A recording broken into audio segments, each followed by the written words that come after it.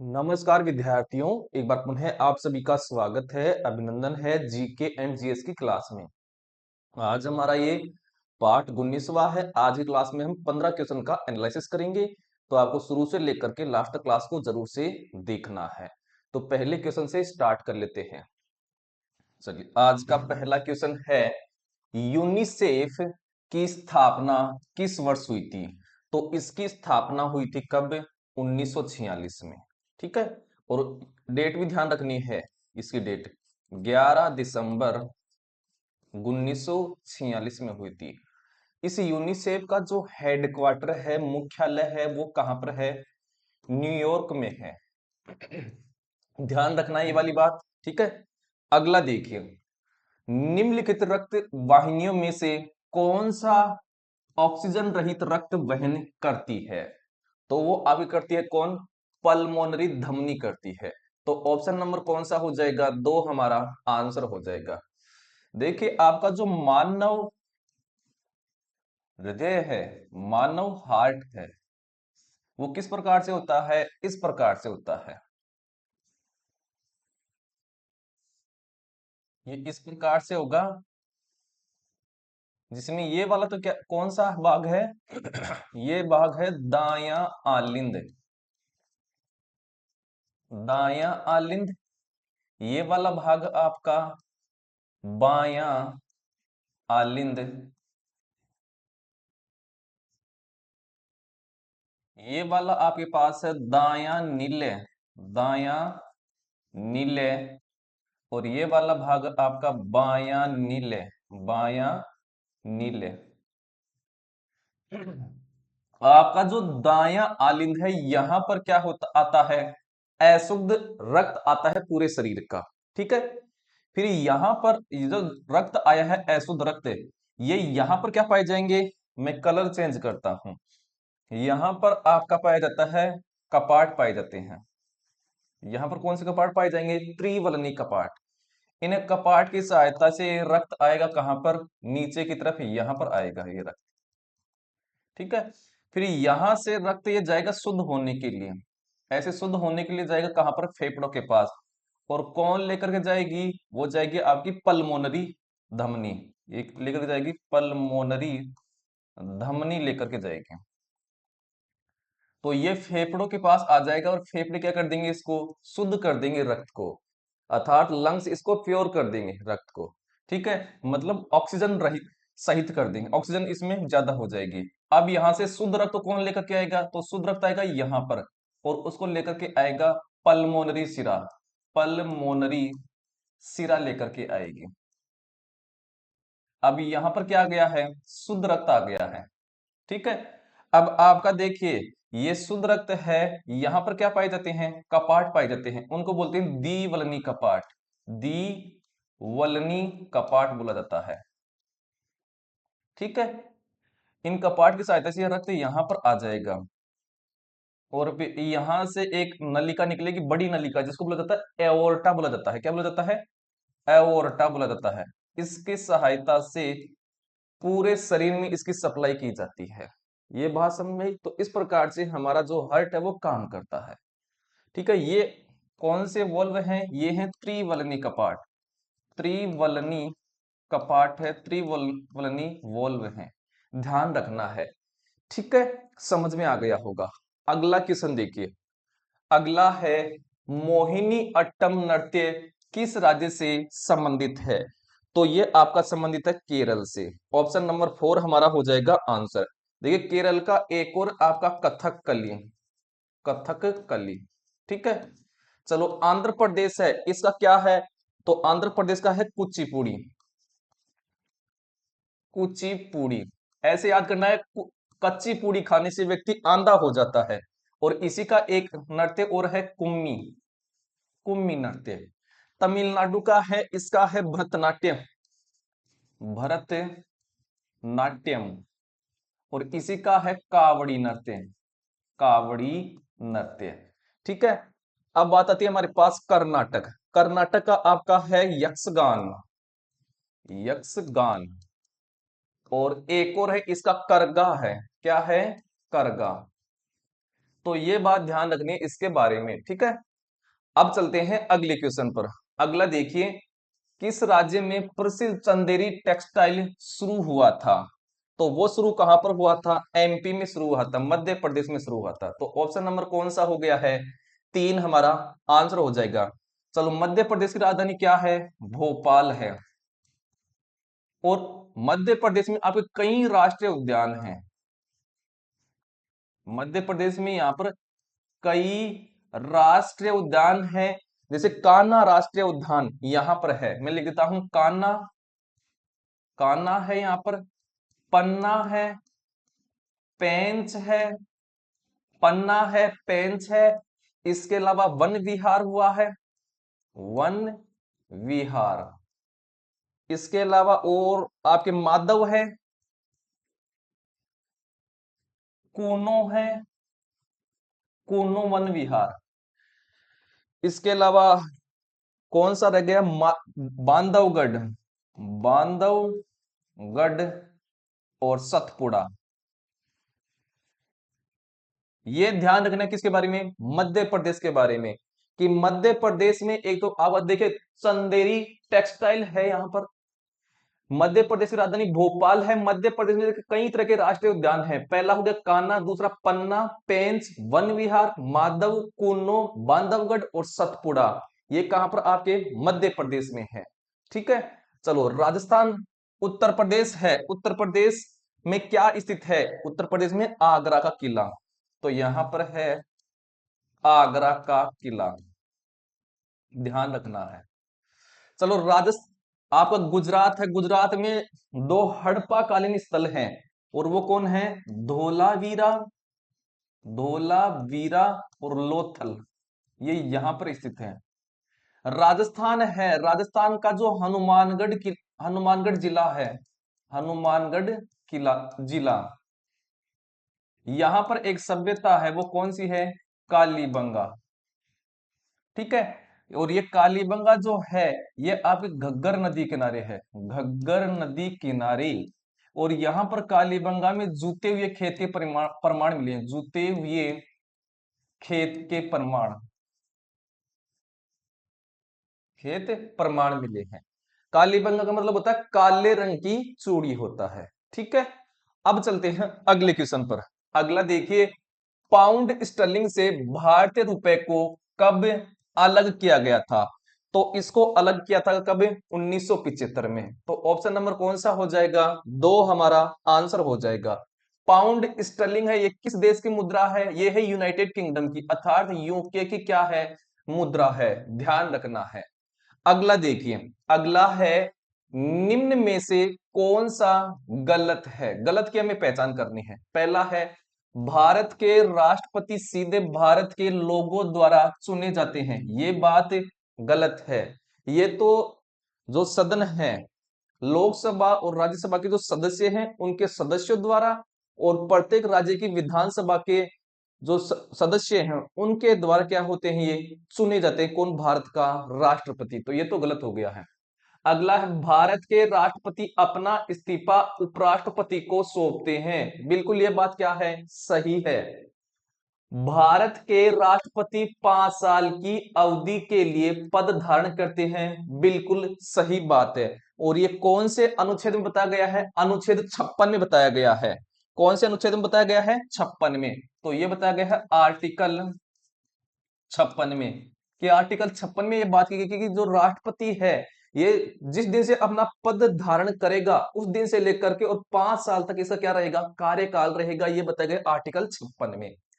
आगे है, राष्ट्रपति के रूप में चुनाव के लिए न्यूनतम आयु आवश्यक 35 साल होनी चाहिए। किसके लिए? राष्ट्रपति के लिए। अगर किसी व्यक्ति को राष्ट्रपति बनना है, तो उसकी कम से कम 35 साल होना जरूरी है, ठीक है। तो ये बात भी क्या है? इसमें सही है। तो गलत कौन सा हो गया है? ऑप्शन नंबर पहला हो गया है।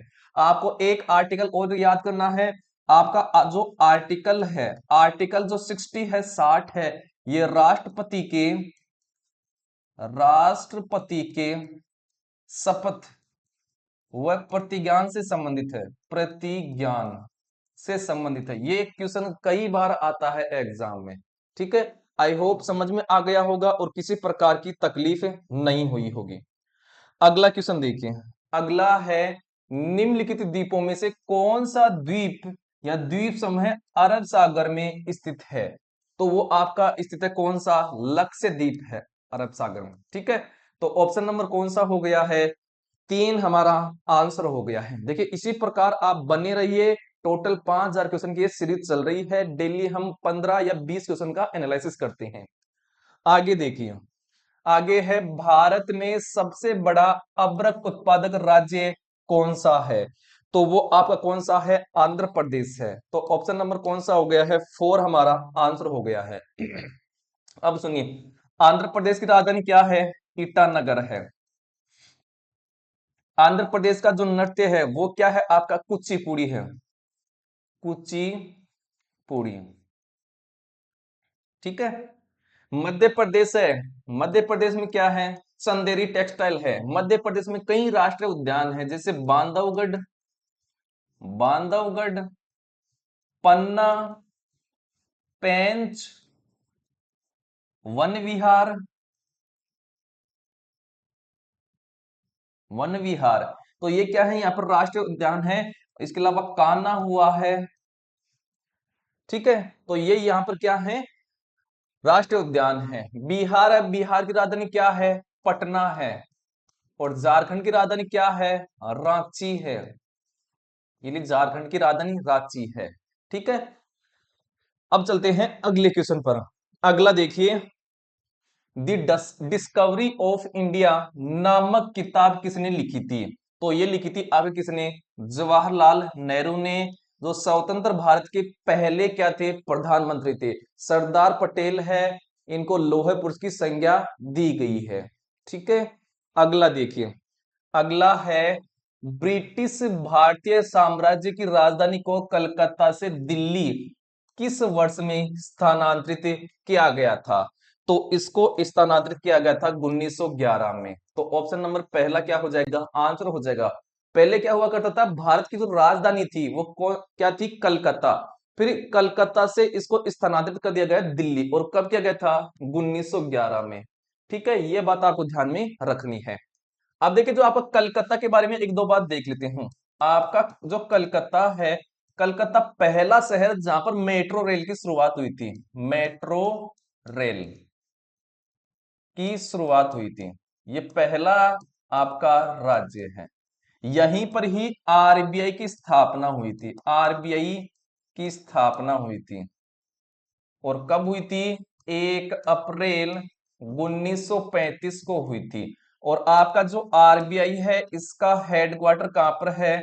मुंबई। और मुंबई कहां पर पड़ता है? महाराष्ट्र में पड़ता है। ठीक है, आरबीआई की फुल फॉर्म होती है रिजर्व बैंक ऑफ इंडिया होता है। अगला देखिए।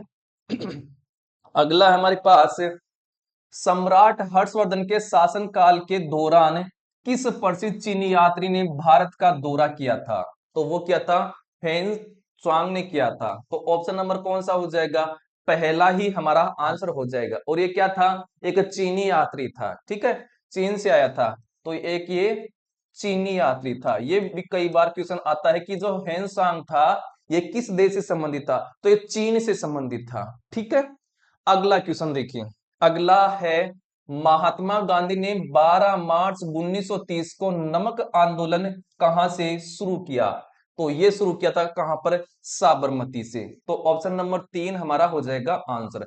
अब बात करते हैं नमक आंदोलन के बारे में। नमक आंदोलन, पहली बात, ये नमक आंदोलन है ये कब शुरू हुआ? 12 मार्च 1930 को। किसने चलाया था? महात्मा गांधी ने। महात्मा गांधी ने। और कहां से स्टार्ट हुआ था ये? साबरमती से। साबरमती। और साबरमती कहां पर पड़ता है? गुजरात में पड़ता है। इसका उद्देश्य क्या था? उसका उद्देश्य था समुद्र के जल से, समुद्र के पानी से नमक बनाकर, नमक बनाकर ब्रिटिश, ब्रिटिश सरकार के, ब्रिटिश सरकार के नमक कानून को तोड़ना, नमक कानून को तोड़ना, ये इसका क्या था, पर्पस था, उद्देश्य था, किसका, नमक आंदोलन का। ठीक है, आगे देखिए, आगे हमारे पास क्वेश्चन है 1919 में कुख्यात जलियांवाला बाग नरसंहार कहां हुआ था। तो ये हुआ था कहां पर, अमृतसर में हुआ था। तो ऑप्शन नंबर कौन सा हो जाएगा, 3 हमारा आंसर हो जाएगा। अब हमारे पास आता है जलियांवाला, जलियांवाला बाग नरसंहार। पहली बात, ये कब हुआ था, 13 अप्रैल, 13 अप्रैल 1919 को। कहां पर हुआ था, ये हुआ था अमृतसर, अमृतसर। और अमृतसर कहां पर पड़ता है, पंजाब में पड़ता है। ठीक है, यहां पर जो असहयोग आंदोलन था उसको विरोध, उसका विरोध करने के लोग क्या हुए थे, एकत्रित हुए थे। तो असहयोग, असहयोग आंदोलन के विरोध में एकत्रित हुए थे। आंदोलन के विरोध में लोग क्या हुए थे, एकत्रित हुए थे। यहां पर फिर किस व्यक्ति ने लोगों पर गोलियां चलाई थी, वो चलाई थी जनरल डायर ने। तो गोलियां जो चलाई थी वो चलाई थी जनरल डायर ने, जिससे कई व्यक्ति क्या हो गए थे, मर गए थे। ठीक है, तो ये बात ध्यान रखने किसके बारे में, जलियांवाला बाग नरसंहार के बारे में, जो 13 अप्रैल 1919 को हुआ था, अमृतसर के पंजाब में हुआ था। और असहयोग आंदोलन के विरोध में लोग यहाँ पर क्या हुए थे, अमृतसर में क्या हुए थे, एकत्रित हुए थे। और ये इन लोगों पर गोलियां किसने चलाई थी, जनरल डायर ने चलाई थी, जिससे कई लोग क्या हुए थे, मर गए थे। ठीक है, अब चलते हैं अगले क्वेश्चन पर। अगला देखिए बौद्ध परिषद, जिसने बौद्ध धर्म का दो हिस्सों हीनायान और महायान, यानी बौद्ध धर्म की दो शाखा है हीनायान और महायान में विभाजन का नेतृत्व किया, का आयोजन निम्नलिखित में से किस स्थान पर किया गया था। तो ये किया गया था आपके कश्मीर में। तो ऑप्शन नंबर कौन सा हो जाएगा, 2 हमारा आंसर हो जाएगा। अब देखिए कई बार ये क्वेश्चन आता है कि जो बौद्ध धर्म है ना, ये बौद्ध धर्म को जैन धर्म से कैसे अलग किया सकता है। तो देखिए आपका जो जैन धर्म है, जैन धर्म है, ये कठोर तपस्या का पक्ष धर्म मानता है, कठोर तपस्या, कि भगवान के लिए, भगवान को प्राप्त करने के लिए कठोर तपस्या कीजिए। लेकिन आपका बौद्ध धर्म है, ये नहीं बोलता कि कठोर तपस्या कीजिए, ये से क्या होता है, विपरीत होता है। तो जैन बौद्ध धर्म को अलग करते हैं जैन धर्म की ये क्या, ये वाले विचार। ठीक है, ये क्वेश्चन आया हुआ भी है किसमें, DSSB एग्जाम में आया हुआ क्वेश्चन है। अब चलते हैं अगले क्वेश्चन पर। अगला देखिए, जादूगोड़ा यूरेनियम खान किस राज्य में स्थित है। तो आपका ये स्थित है कहां पर, झारखंड में। तो ऑप्शन नंबर पहला हमारा हो जाएगा आंसर। झारखंड की राजधानी क्या है, रांची है। बिहार की राजधानी क्या है, पटना है। मध्य प्रदेश की राजधानी क्या है, भोपाल है। और छत्तीसगढ़ की राजधानी क्या है, छत्तीसगढ़ की राजधानी देखिए याद नहीं आ रही है मेरे पास, है ना, रायपुर। छत्तीसगढ़ की राजधानी रायपुर। ठीक, तो छत्तीसगढ़ की राजधानी क्या है, रायपुर है। मध्य प्रदेश में क्या है आपका, चंदेरी टेक्सटाइल है, चंदेरी टेक्सटाइल, टेक्सटाइल यहां पर स्थित है, क्या आपका मध्य प्रदेश में चंदेरी टेक्सटाइल स्थित है। ठीक है, तो ये होते आज की क्लास के हमारे 15 क्वेश्चन होते हैं। अगर आपको ये क्लास अच्छी लगती है तो क्लास को जरूर से लाइक कीजिए और अपने साथियों को भी शेयर जरूर कीजिएगा, ताकि वो इस फ्री क्लास का आनंद उठा सके। टोटल हमारा टारगेट है क्या, 5000 क्वेश्चन कराने का, जीके एंड जीएस के। इसके बाद में आपको और कहीं नहीं भटकना है, ये हमारा वादा आपसे। केवल करंट का देख लेना थोड़ा बहुत जब आप कोई एग्जाम देते हो तो। ठीक है, आज के लिए हम इतना ही करते हैं, मिलते हैं अगली क्लास में अगले नए क्वेश्चन के साथ। तब तक के लिए जय हिंद, वंदे मातरम दोस्तों।